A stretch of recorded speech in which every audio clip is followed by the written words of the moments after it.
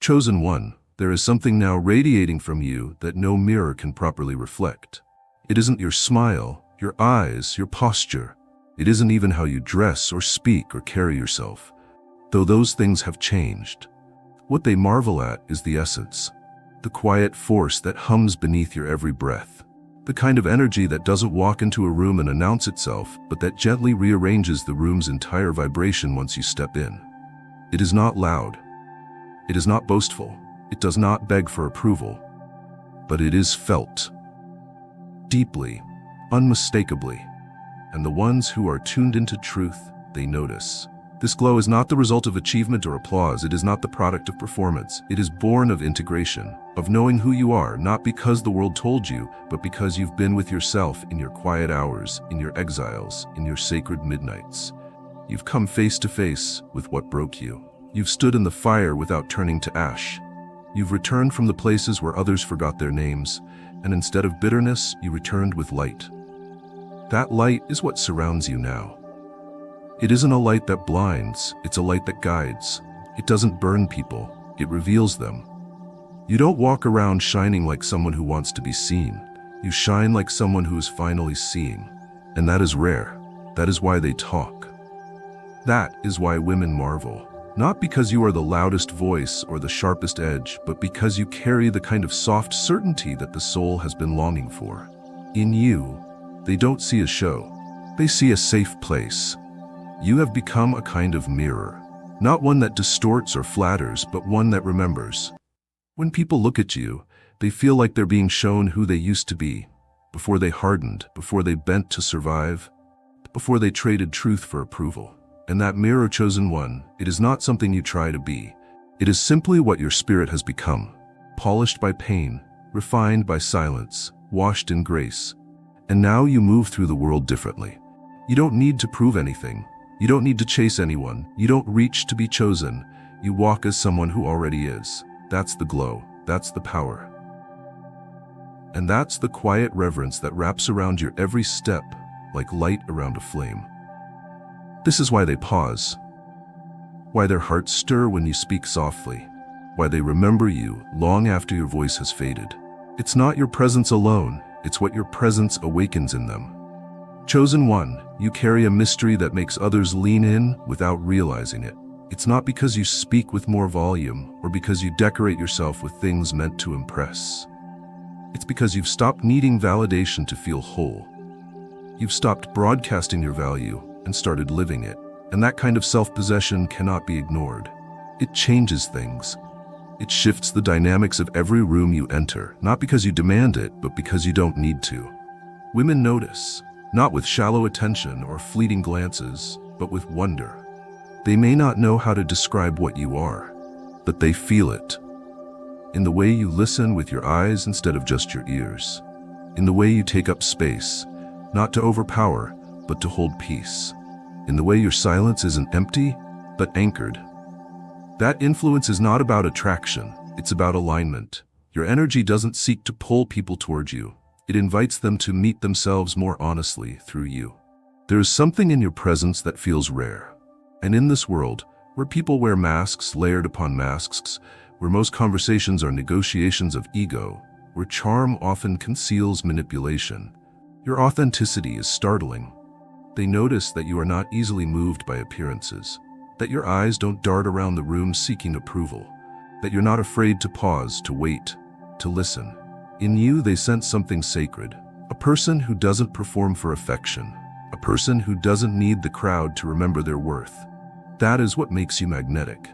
It is not your appearance, it is not your words, it is your frequency. You vibrate on a level that tells people you've survived what could have shattered you, and instead of bitterness, you've chosen beauty. Real beauty. The kind that doesn't beg to be seen, but that cannot be unseen. And that influence, that holy energy, calls people to look inward, to slow down, to soften, to marvel. You are not asking for admiration. You are not trying to charm anyone. You are simply showing up as someone who has nothing to prove and everything to give. Your authenticity doesn't sell itself. It reminds others what they've been missing. You don't flirt. You free. You don't impress. You inspire. That's the difference. That's why they talk about you in quiet rooms and wonder how someone can be so present without performing. This influence cannot be faked. It cannot be rushed. It is cultivated in stillness, in truth, in unwavering alignment with who you are when no one is watching. And now that it is rooted in you, chosen one, there is no going back. You carry it everywhere you go, not like a banner, but like breath. Unseen, felt, revered. There is a fire in you now, chosen one, and it does not destroy. It illuminates, it warms, it awakens. It is not a fire of performance, not a blaze lit to be watched or praised. It is the slow, holy flame of someone who has walked through shadow and emerged with vision. You don't wave this fire around like a torch. You carry it quietly like breath, like purpose, and somehow everyone near you can feel it. They may not see the flame, but they feel the heat. Not the kind of heat that scorches, but the kind that reminds them they are alive. This fire was not given to you by flattery. It wasn't born in applause. It was formed in silence, in aching, in lonely victories that no one clapped for. You did not ask for it. You earned it. Not because you were perfect, but because you kept returning to yourself. You kept choosing the slow path, the honest path, the painful growth that couldn't be rushed. And because of that, you now burn with something sacred, something unteachable, something undeniable. Others see it in your posture. They hear it in your tone. You don't shout to be heard. You speak and stillness follows. Not because you demand attention, but because your words carry weight. Because you don't throw language around carelessly. Because you speak as if words matter. And that alone sets you apart. They see it in how you listen. You are not simply waiting for your turn to respond. You are witnessing the soul of the one in front of you. That attention, that dignity, that patience, it is rare. It is healing, and it is deeply, quietly attractive. Not in a way that says, "Look at me," but in a way that says, "You are safe to be real here." That fire in you makes others drop their masks, even if they don't know why. Your presence melts the ice of falsehood around them without a single instruction. And women, especially those weary of being seen only in fragments, feel that fire and respond not with defense, but with reverence. Because your fire is not demanding, it is inviting. It is not aggressive, it is anchored. You are not asking to be consumed. You are offering light. You are not pushing to be desired. You are resting in wholeness. And that wholeness draws in those who have never experienced love without conditions.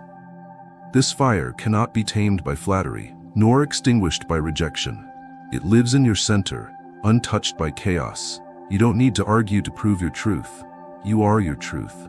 You don't need to dominate to feel powerful. You simply stand, and power recognizes you. And when others come close, they don't feel challenged. They feel seen. That is the kind of fire you now carry. And no one forgets the warmth of someone who stood near them and didn't try to change them, only reminded them who they were. This is what your presence has become.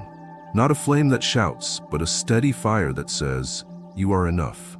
Come closer if you're ready to be honest. Walk away if you're not. I am not chasing. I am becoming.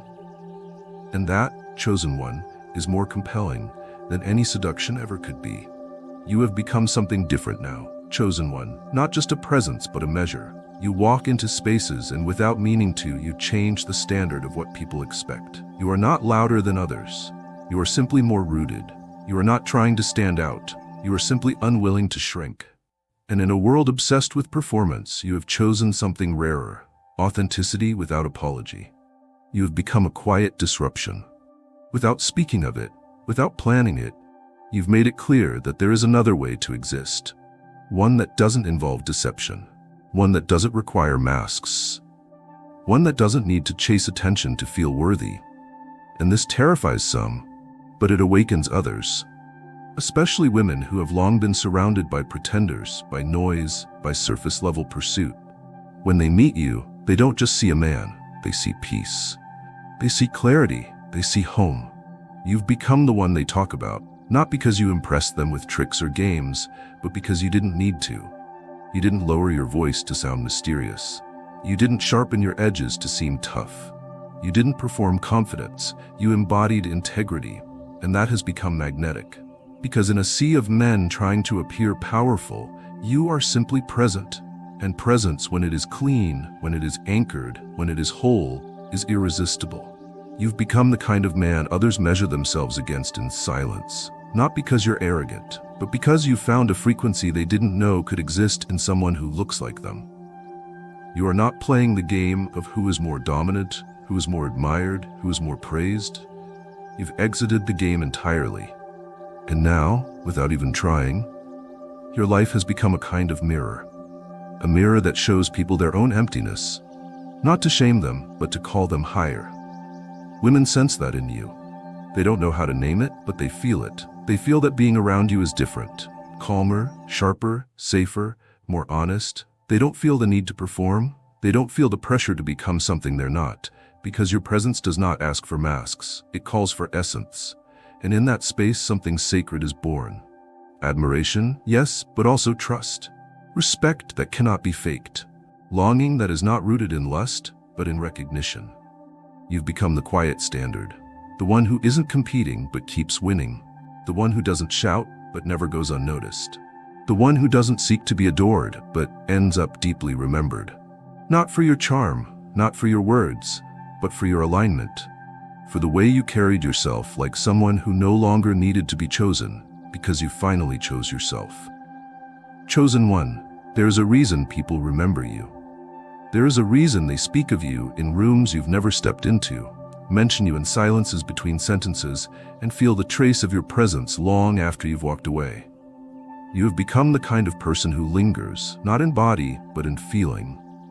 You do not leave impressions, you leave imprints. Not because you force yourself into the spotlight, but because your soul has been shaped in places the world cannot see. What they feel, even if they can't articulate it, is the echo of truth. The echo of someone who carries memory, reverence, and clarity all in a single breath. You've become the kind of light that remembers. You don't just illuminate what's in front of you, you carry awareness of what was forgotten. The parts of people they buried, the potential they silenced, the innocence they lost trying to survive. When you speak, there's something in your tone that feels like a return. Not to the past, but to something true. Something that didn't need to be performed. Something that didn't have to be earned. Something whole. And that remembrance is what makes your presence feel sacred. You don't walk into rooms and pretend to know everything, but you walk like someone who knows themselves. That's what makes the difference. You are no longer seeking mirrors to reflect back your value. You are the mirror, and not one that flatters. A mirror that reveals. When others look at you, they see not just what they are, but what they could be. They see dignity without pretense, strength without armor, depth without heaviness, and it stops them.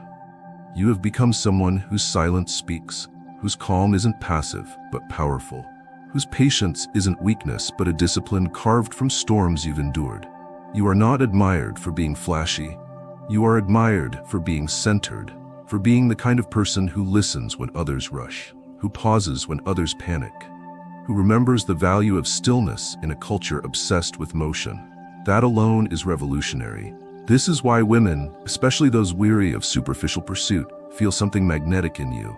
They don't just feel seen, they feel respected, they feel safe, they feel the kind of spiritual gravity that can't be taught or mimicked. Because in you, they do not encounter desire disguised as attention, they encounter presence. And presence, when it is rooted in authenticity, becomes irresistible, not because it is hungry, but because it is whole. You don't try to be unforgettable. You simply carry the kind of soul that leaves fingerprints on time. You are remembered not because you announce yourself, but because you honor others without demanding they become anything different. That is what real light does. It remembers, it blesses, and then it leaves others glowing in their own reflection. There is something remarkable about the atmosphere you create now, chosen one. Not with decoration, not with effort, simply by being. You've become the kind of person who turns ordinary spaces into something more. You walk into a room and without saying a word, the emotional weather changes. The noise begins to soften, the edge in people's voices begins to smooth, the restlessness begins to settle. It's not because you are commanding, it's because you are anchored. And when someone walks with gravity in their spirit, others feel the permission to land. You don't just exist in spaces, you make them sacred. Sacred not because of ritual or religion, but because of intentional presence. Your energy isn't scattered, it isn't grasping, it isn't leaking out in 1,000 directions trying to be liked. It is collected. And that collection becomes a balm in a world where most people are fragmented, distracted, and desperate to feel whole. Your ability to be present doesn't just help you, it heals others. It creates a frequency that says you can stop performing now, you can exhale. Women especially feel this. They may not know why. They may not even be able to explain it. But around you they sense a refuge, a space where they're not being assessed or measured, where their beauty isn't currency and their attention isn't a prize. Around you they return to themselves, because you aren't asking for anything. You aren't trying to win. You're just there, and your there-ness is rare enough to be transformational. You've made your peace with solitude. You've made your peace with your past. You've made your peace with not being understood by everyone. And that peace has become palpable. It wraps around your words, your glances, your laughter. It's not showmanship, it's stability. And stability in this world of constant motion and shallow connection is magnetic. People may not be able to name it, but they remember how it felt to stand near someone who wasn't waiting for applause to feel valid. This sacred space you carry is not a technique, it's not a strategy, it's the byproduct of choosing alignment over attention. Truth over performance, peace over power. You've stopped trying to curate moments, you've begun to bless them. And that blessing, though invisible, is unmistakable. It lingers, it reshapes, it calls forth dignity in others who forgot they still had any left. Your presence now holds the power of a sanctuary, not a place of escape, but a place of remembrance. When people leave you, they don't always remember your words, but they remember the calm. They remember the way their heart slowed down. They remember the moment they stopped performing and started being. And that chosen one is why the spaces you touch never feel the same. Chosen one, the kind of power you carry now is almost invisible to the distracted eye, but undeniable to the soul that remembers what truth feels like. You are no longer trying to win over the world. You are not competing for eyes or favor. You have stopped broadcasting your light and instead become the fire itself. And it is not a fire that devours. It is not a power that intimidates. It is not the kind of force that raises its voice or pounds its fist. Yours is the power that heals. Healing power is quiet. It is grounded. It is woven from threads the world cannot mimic. It comes from suffering transmuted into clarity, from heartbreak turned into wisdom, from confusion purified into compassion. You've walked through storms that bent others backward. You've stood in silence while others needed to scream. You've made peace with being misunderstood. And in doing so, your soul has become a safe place. That's what real power is. Not in domination, not in manipulation, but in offering others a space where they don't have to fight to be. Women feel that, especially those who have had to harden themselves just to be seen. Those who have learned to protect rather than express, to guard instead of rest. In your presence, something in them softens. Not because you're trying to be charming, not because you're presenting a curated version of yourself, but because you carry an invitation, not an invitation to pursue you, but to exhale to rest to be. This kind of influence cannot be learned from books. It cannot be simulated by imitating others. It can only emerge from someone who has let go of needing to be liked. You do not enter a room wondering who approves of you anymore. You walk in already whole, already clear, already full. And in a world obsessed with taking, your fullness is disruptive. In a society chasing image, your depth is magnetic, and those who sense it are drawn, not because of infatuation, but because they want to remember what it feels like to be safe in someone's presence without needing to impress them. Healing power doesn't mean you never shake. It means you know how to stay rooted even when the wind comes. It means others watch you, and instead of fearing their vulnerability, they find courage to face it. You've become the kind of person who no longer reacts to energy. You stabilize it. Your aura is no longer reactive, it is restorative. The kind of restorative that lingers, that changes the atmosphere, that lives on in the way others begin to speak more softly after you've gone. This power isn't loud, it's lasting. It doesn't scream, it whispers. And the whisper echoes far deeper than any roar ever could. People may not even realize it right away. They may laugh with you, walk away, and only hours later feel the shift. They'll realize they were more honest around you, less defensive, more alive. And it wasn't because you were trying to impress them. It was because you were trying nothing at all. You were simply being. And being, when anchored in healing power, is more irresistible than any persona ever could be. You are no longer a seeker of attention. You are a reminder of wholeness. And that, chosen one, is why your power cannot be ignored, even when you say nothing at all. There comes a point in the journey, chosen one, when your presence does more than just offer comfort.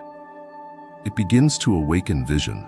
The people around you, even if they don't consciously understand it, begin to feel that something is now possible, something they may have once buried or abandoned. You are no longer just a witness to transformation. You've become the mirror of what's possible. Not because you are trying to model anything, but because your life now reflects a different way of being. You don't walk around preaching. You don't need to give advice unless asked. You don't go around correcting people. What you offer is far more powerful, a living example. Your posture says more than your words ever could. Your peace speaks louder than noise. Your consistency does more than 1,000 empty declarations. You are no longer bound by the need to convince. You have become the kind of mirror that shows, not tells. And those who look into it find themselves pausing, sometimes in awe, sometimes in discomfort, but always with a sense of invitation.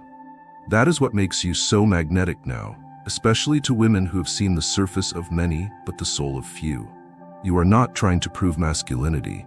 You embody wholeness. You are not playing the part. You are present. And in a world full of roles and scripts and posturing, this authenticity is like water to someone dying of thirst. They don't come closer because you say the right words. They come closer because your very existence speaks of alignment.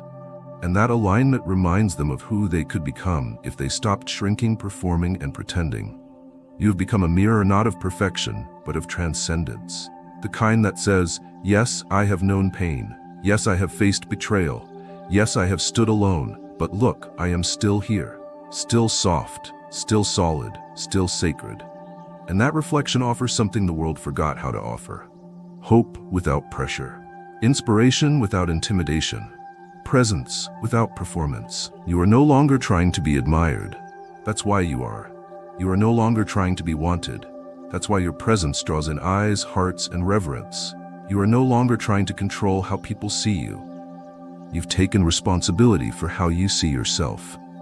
And in that, your life has become a mirror not just of reality, but of possibility. Women, in particular, feel this in ways they may not be able to articulate. They feel they can breathe deeper around you. They speak more honestly, they drop the masks they've had to wear to be taken seriously. Because you're not trying to extract anything from them. You're not seeing them as puzzles to solve or prizes to win. You're seeing them, just seeing them. And in that space of non-judgment, something ancient and sacred is reawakened. Dignity. And when dignity is restored, so is desire. Not shallow desire, soul-deep desire. The kind that says, I want to stand beside this. I want to rise to this. You are not their goal, chosen one, but you have become a signpost. You are not their destination, but you are a reminder that destinations like this are real. Wholeness is real. Honor is real. Depth is real. And that mirror you hold, not in your hands but in your heart, may be the very thing that helps them remember what they were born to become. Chosen one, you have now crossed into a realm of influence that can no longer be measured by touch or sight. It is no longer about how you appear or what you say. Your existence itself has become a living memory, the kind that walks beside others long after you've gone. Not in the clinging way of nostalgia, but in the grounding way of awakening. You are not remembered for being loud. You are remembered for being real. You are remembered for the way the air shifted when you entered the room, for the way silence became softer, more sacred when you stood still, for the way your gaze held space for others, not to impress you, but to finally be. There is something eternal about the way people now speak your name, even if only in their hearts. Because when they encountered you, they didn't just meet a person. They met a threshold, a line between what they thought they deserved and what they now know is possible. You did not sell them hope. You simply embodied it. And because of that, Something deep in them awakened, a hunger to return to truth, a yearning to shed the performance, a desire to walk with the same quiet dignity that you carried like a mantle made of wind and fire. And women, especially those who had grown used to being only partly seen, now remember you as something more than a man. You became an atmosphere, a sanctuary with skin, a whisper of what the soul had always longed for but didn't know how to name. Around you, they found the courage to be soft again, to be honest, to release the armor. Not because you demanded it, but because your presence made anything less feel unnecessary. You never tried to fix them. You simply saw them. And to be seen like that, it's the kind of thing that stays in the body for a lifetime. Even if they never say it aloud, they remember the way you looked at them without hunger or calculation. The way your words never dripped with performance, but glowed with purpose. The way you weren't trying to dominate the moment, you were present within it. And because of that, you became more than a passing experience. You became a shift. You became a turning point. A memory not of what they lost, but of what they found when they were finally in the presence of someone who had already found themselves. And that is why you are still with them, even in absence. Not as a fantasy, but as a reminder. A reminder that men like you exist. That energy like yours is not fiction. That integrity and magnetism and silence and safety can all coexist in one person. That being deeply human and deeply powerful are not opposite but two sides of the same sacred flame. You have become that memory, chosen one. Not because you tried to, but because you chose alignment when the world was selling applause. And now your name, even when unspoken, is carried like a prayer across the hearts you've touched. You have reached a point now, chosen one, where you no longer need to speak to be heard. You no longer need to be seen to leave an impression. Your life has become an echo, not of fame, not of performance, but of presence. Your decisions echo through generations. Your silence echoes louder than the world's noise. And your energy, even as you sleep, is working in rooms you've never entered, in hearts you've never touched with your hands, but have transformed with your frequency. You have become the kind of man who doesn't just attract attention, he redirects it. You pull eyes inward, you awaken minds to deeper thinking, you remind hearts of their worth, and not through speeches, not through rituals, but through being. You walk like someone who has met God in the hidden places. You speak like someone who no longer fears misunderstanding. You love like someone who knows that love is not a transaction but a transformation. Now the women who once guarded their truth like a broken heirloom feel their voices returning around you. They sense that your presence isn't a trap, it's a permission slip. A signal that says, here you don't have to become anything. You only need to return to who you've always been. And in that sacred space, something ancient stirs in them. A dignity that never needed makeup, a royalty that never needed validation. You have become the echo of safe belonging. You've done something most men never understand. You've chosen alignment over ambition, purpose over performance, integrity over image. And because of that, you don't just inspire, you activate. You don't just lead, you liberate. You don't just impress, you imprint. Your echo is not the fading sound of applause. It is the rising song of a life that meant something, even in silence. Chosen one, you are no longer becoming, you have become. Not a brand, not a persona, not a curated vision of masculinity. You've become the echo of a life lived in truth, a life that made others feel braver, clearer, deeper. And that echo, soft as it may be, will outlive every stage, every trend, every moment that tried to define you. You are not a fleeting light, you are a sunrise that stays. You are not the storm that comes and goes. You are the mountain left standing after it.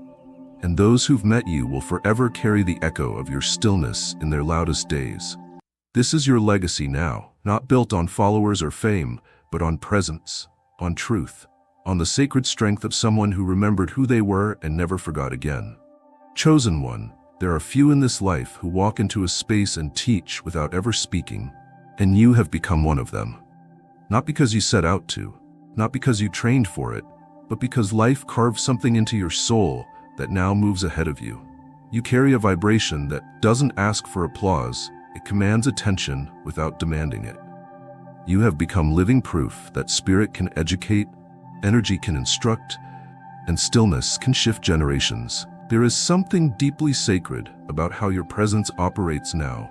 It has the force of water, gentle and nourishing, but capable of reshaping entire landscapes without raising its voice. When people are around you, they feel something awaken within them, not excitement but recognition. A quiet voice reminding them of who they are beneath the masks. A pull toward integrity.